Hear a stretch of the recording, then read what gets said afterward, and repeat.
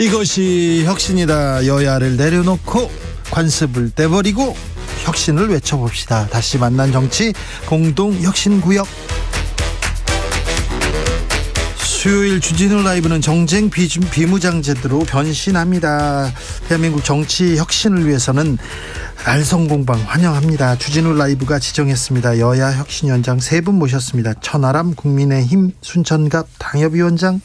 네, 전남 순천의 천하람입니다. 장경태 더불어민주당 의원. 네, 안녕하세요. 장경태입니다. 용해인 기본소득당 의원. 네, 새해 복 많이 받으세요. 네, 3분 명절은 잘 보내셨죠? 네. 장경태 의원. 네. 네, 명절에 가가지고 잔소리 좀 들으셨을 텐데. 아니요, 저는 우리 사랑하는 동대문구 주민들과 함께 네. 따뜻하게 보냈고요. 네. 또 잠깐이나마 고향에 다녀왔습니다. 네, 잔소리는 들었을 텐데. 아닙니다. 뭐 늘상 들어오던 소리라서 저에겐 잔소리가 아니라 장소리였습니다. 어떤 장소리는 뭐였어요? 아니 우리 일주일에 한 번씩 만나기는 하지만 고향 오셨으면 연락이라도 하시고 오셨어요. 제가 하루 잠깐 짧게 갔습니다. 순천 고향인 천하람 위원도 잔소리 많이 들었을 텐데. 제가 왜 잔소리 왜 들어요? 살 빼라고 이런 건 많이 듣긴 살 했죠. 빼라고. 예, 예. 아니 또 가서 이 지역 구민들 만나보고 그러면 사람들이 얘기할 거 아니에요. 이 여기 저 여기.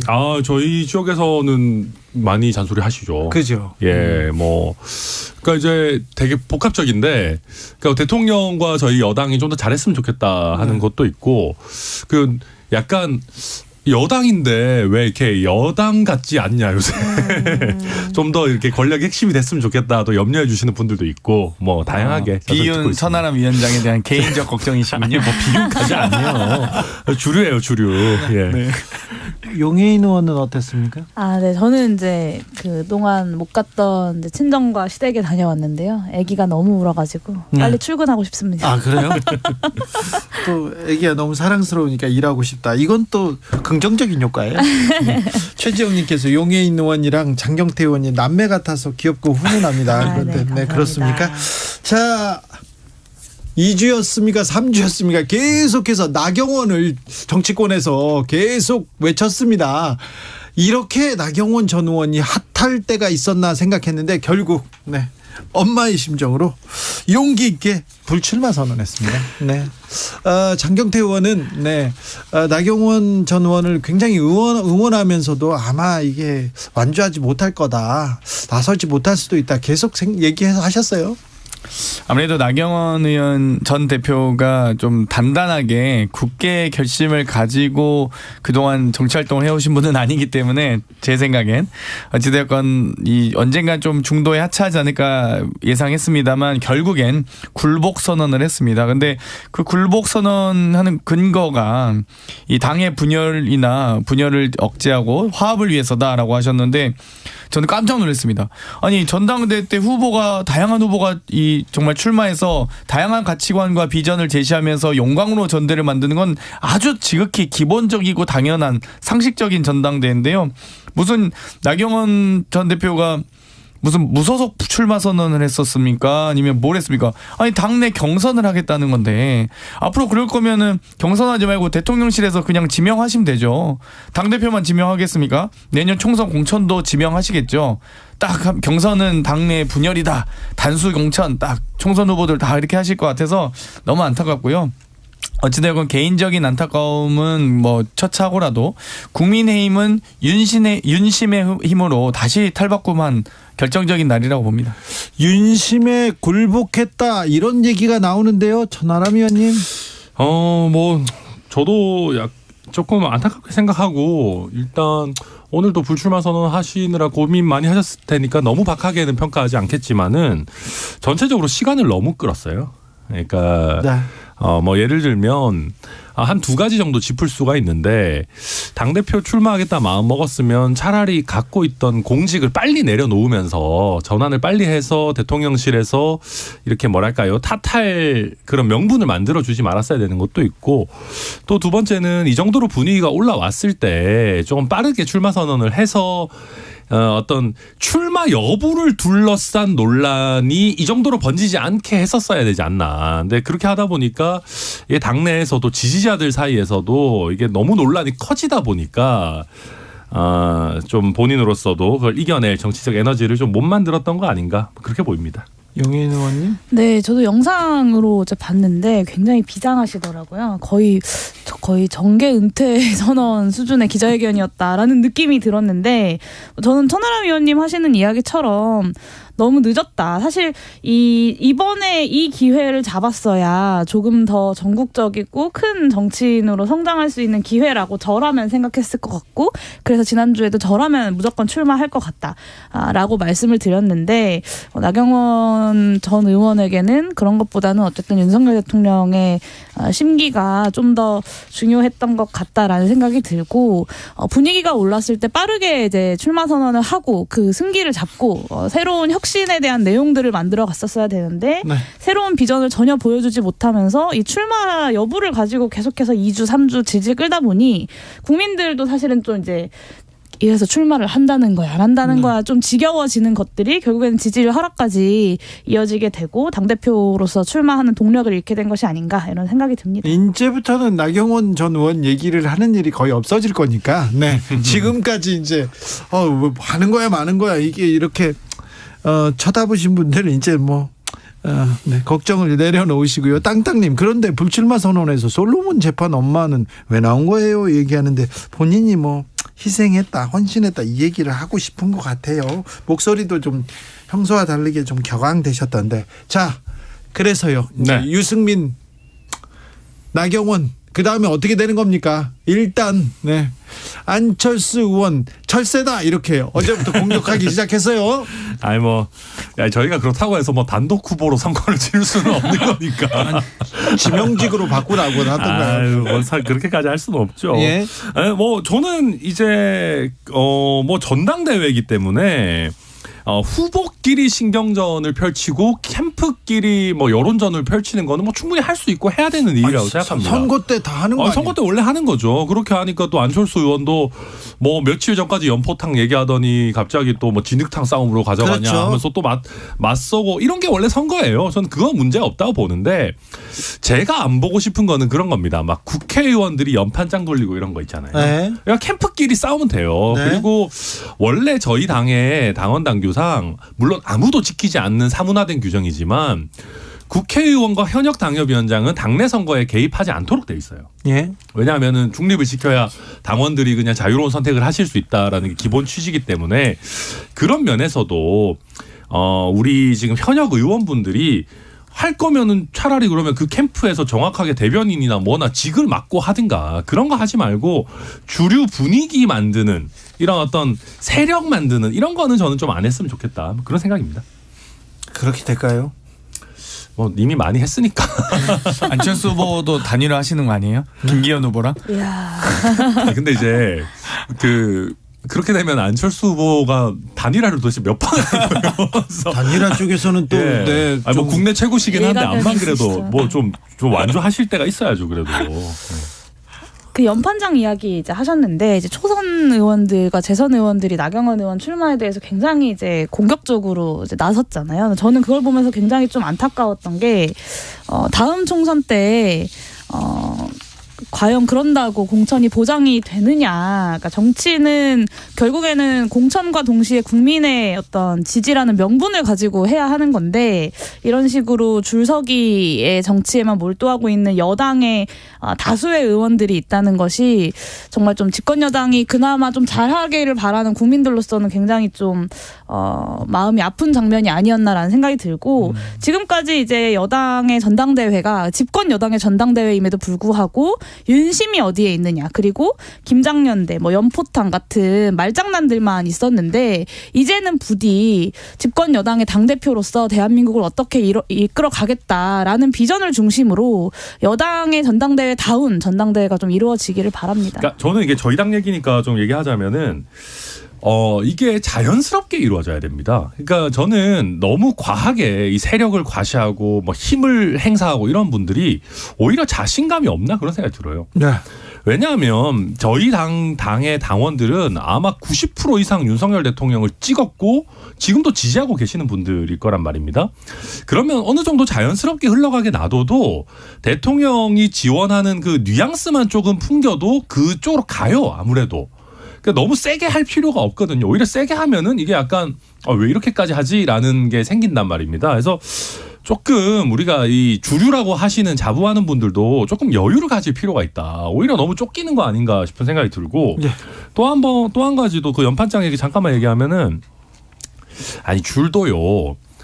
한 5명이 서야지 챙겨주지 한 50명이 줄 서면 그거 어떻게 챙겨줍니까? 그러니까 50명이 줄 서는 건 의미가 없는 거거든요. 그냥 이제 그 뭐랄까요 배제되는 것에 대한 두려움 이런 것 때문에 다 이제 하시는 건데 그 동네에서는 줄 서야 돼. 아니, 뭐 천하람 의원도 빨리 가서 쓰세요. 아니 아니 그런 걸 다 떠나서 그래서 제가 봤을 때 조직 생활이 그렇게 좋으면 조직에 들어가야지 정치를 하면 안 됩니다. 그래서 아니 그렇잖아요. 아니 그럴 거면은 뭐 대기업에 가시거나 어디 공무원 조직 사회에 들어가셔서 조직 활동을 하셔야지. 지금 유승민 그리고 지금 나경원한테 보여준 거는 사실은 윤석열 파에서 보여준 그런 또 행태였다 이런 지적도 있습니다. 그러면요 천하람 의원님 하나 물어볼게요. 네.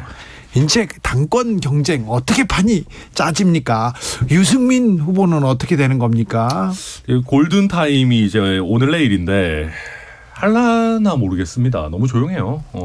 왜냐하면은 유승민 전 의원 얘기가 나경원 전 원내대표가 뜨면서 솔직히 거의 없어졌잖아요. 그렇죠. 그래서 약간 시야에서 사라졌는데 나경원 전 의원이 드랍을 한 오늘 내일이 사실 마지막 남은 골든 타임이거든요.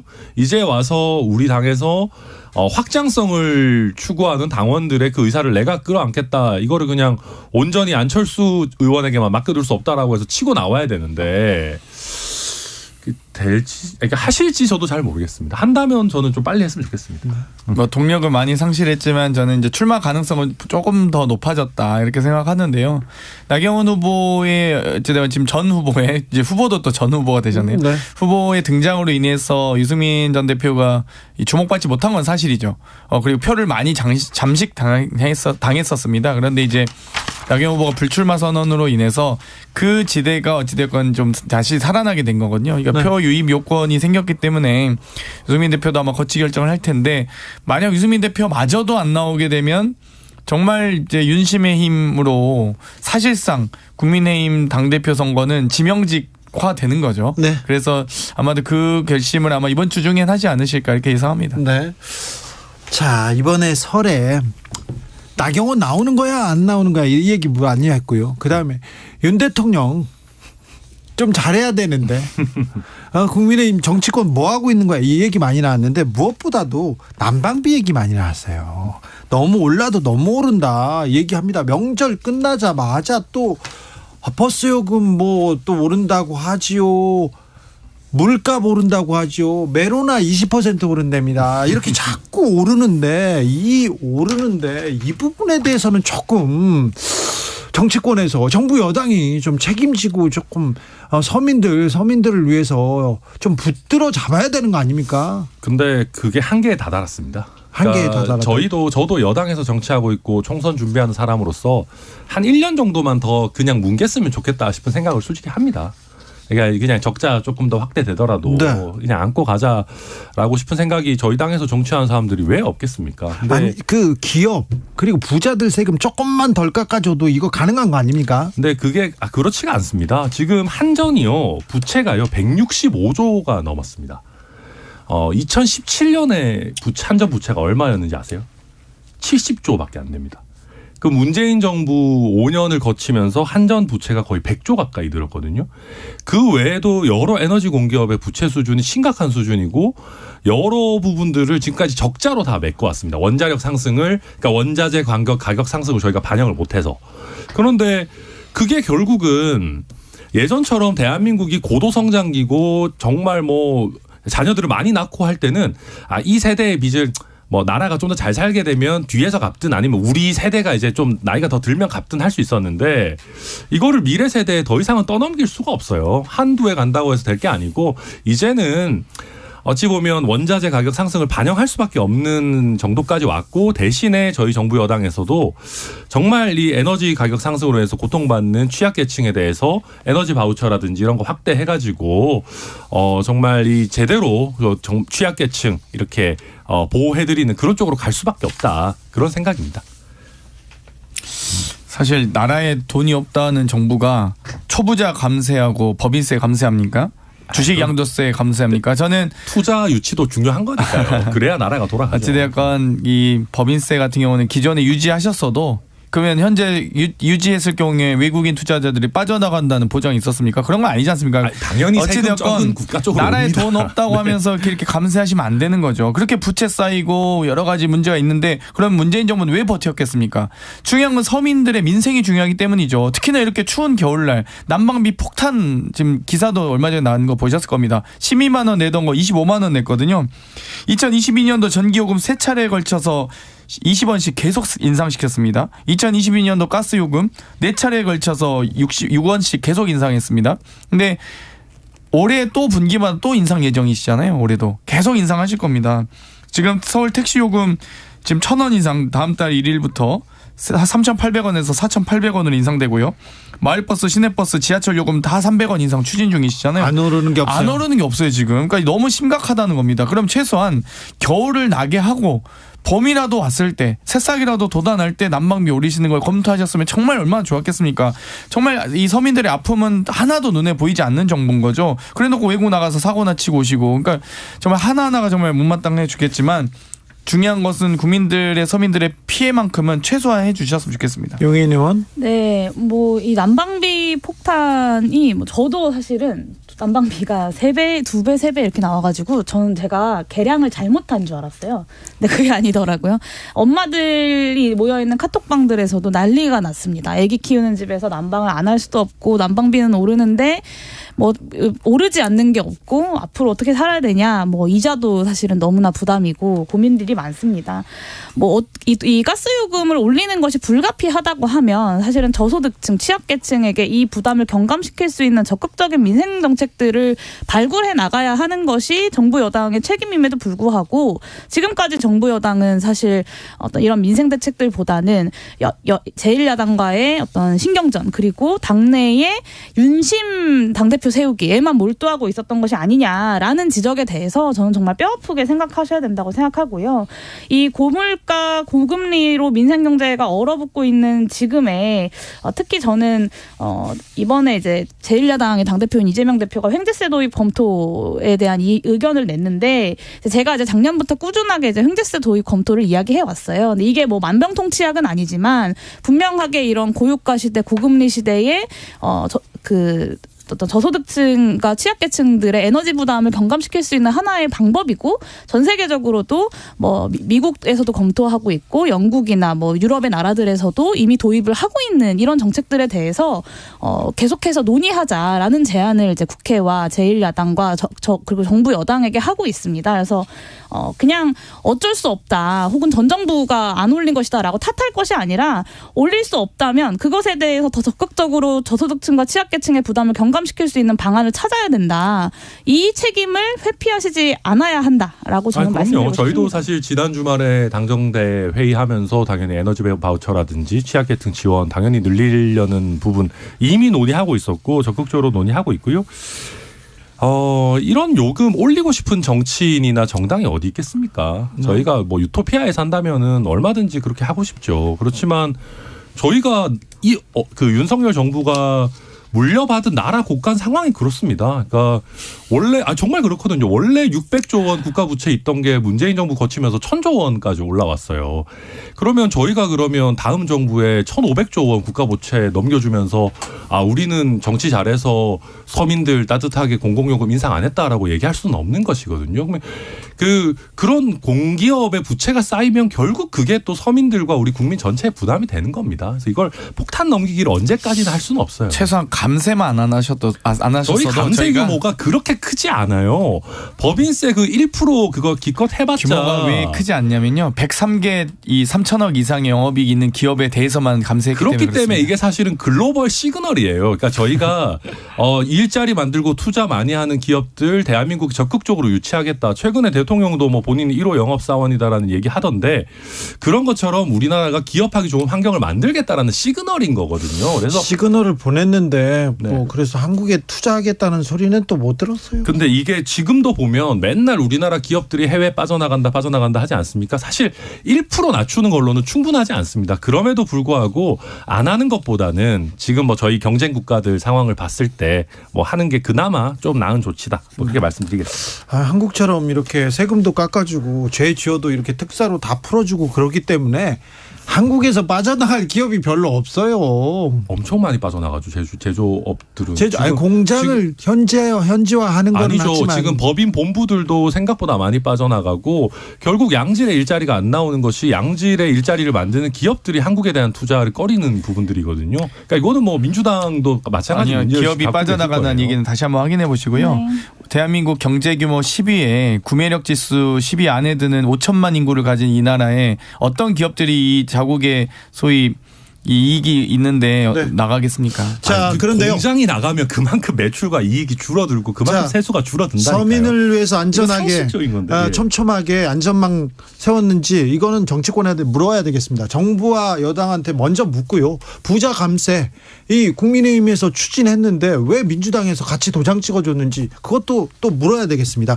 5938님 용산 이전으로 인한 비용 발생만 없었어도 가스 전기요금 이렇게 인상 안 해도 되는 거 아닌가요? 이렇게 얘기합니다. 7676님 저는요 정말 궁금한 게 있는데 국회의사당이나 용산도 요즘 추운가요? 춥게 지내나요? 서민들은 정말 춥습니다. 이렇게 얘기하셨고요. 이성권님 난방비 100번 양보해도 올리는 게 당연하다고 합시다.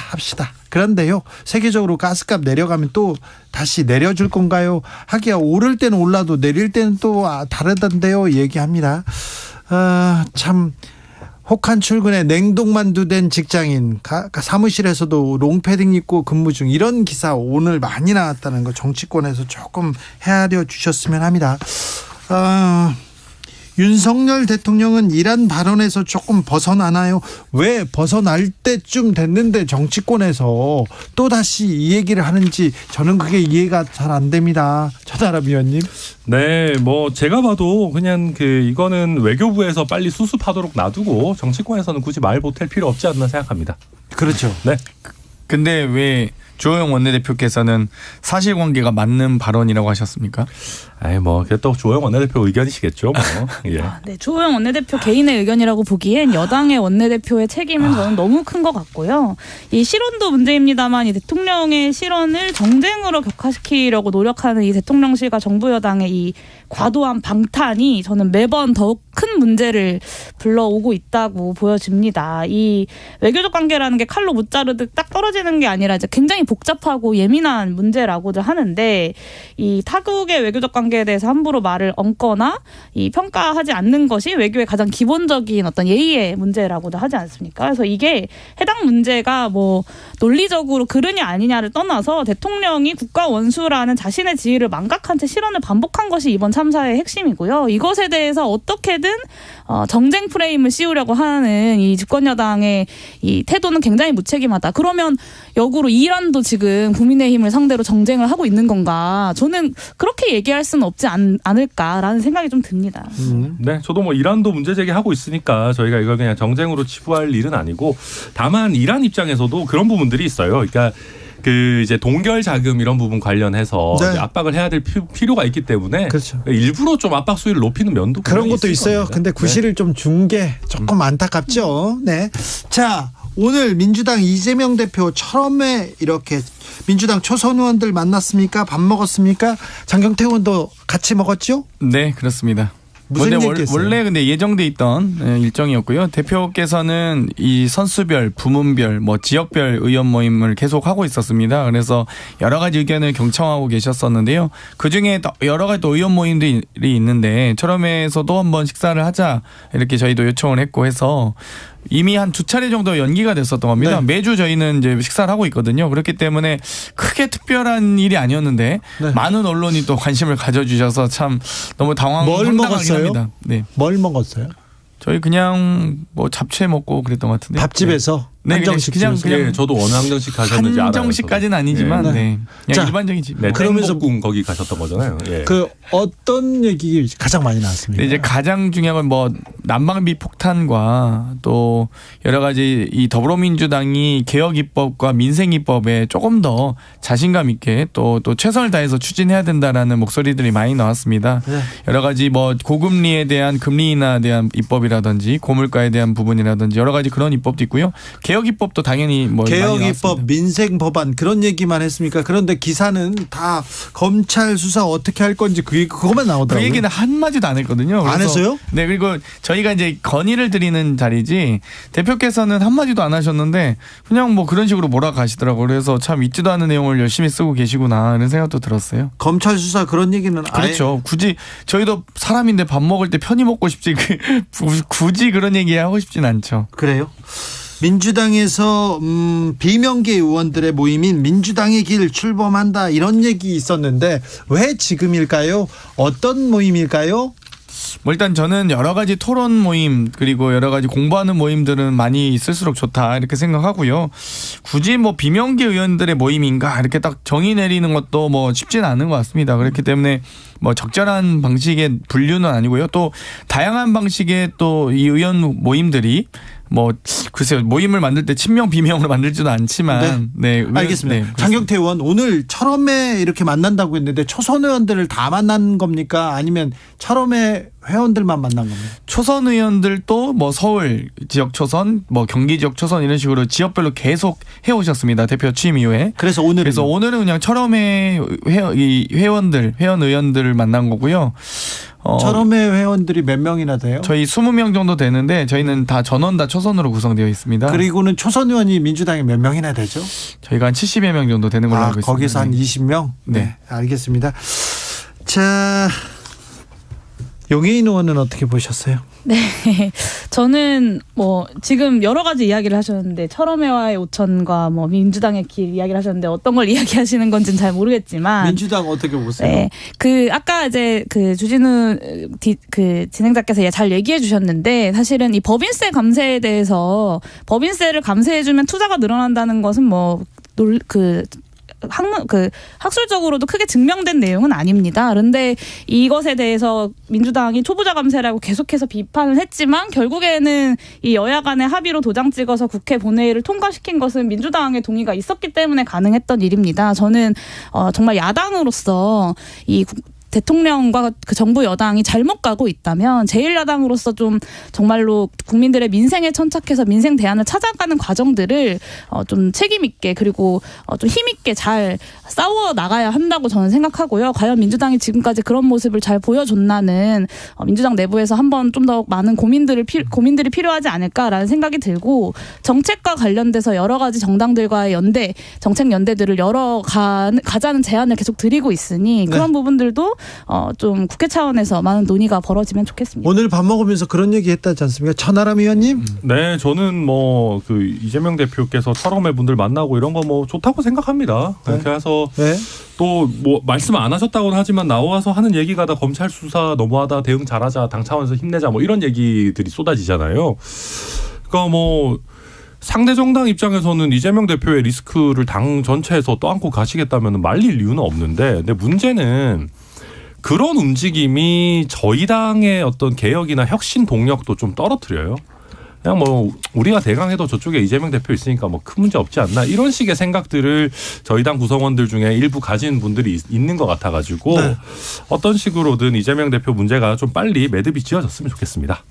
뭐 어차피 저희도 윤석열 대통령께서 계시기 때문에 윤석열 폭탄 또 김기현 당대표 이 조합 참 좋은 궁합이신 것 같은데 저는 좀 슬픈 건 어떤 유불리를 떠나서 결국 무능한 대통령과 무능한 집권 여당에 의해서 가장 큰 피해자는 국민일 수밖에 없다. 제발 좀 난방비 대책, 이 고금리 대책은 좀 세워주셨으면 좋겠습니다. 저는 이 두 분이 방금 얘기하신 이 양당의 서로가 서로를 못한다고 욕하는 것만이 등장하는 지금 이 정치의 모습이 참 문제라고 생각하고요. 그렇죠. 네, 기본소득당이 정책정당으로서 역할을 충분히 하겠습니다. 네, 감사합니다.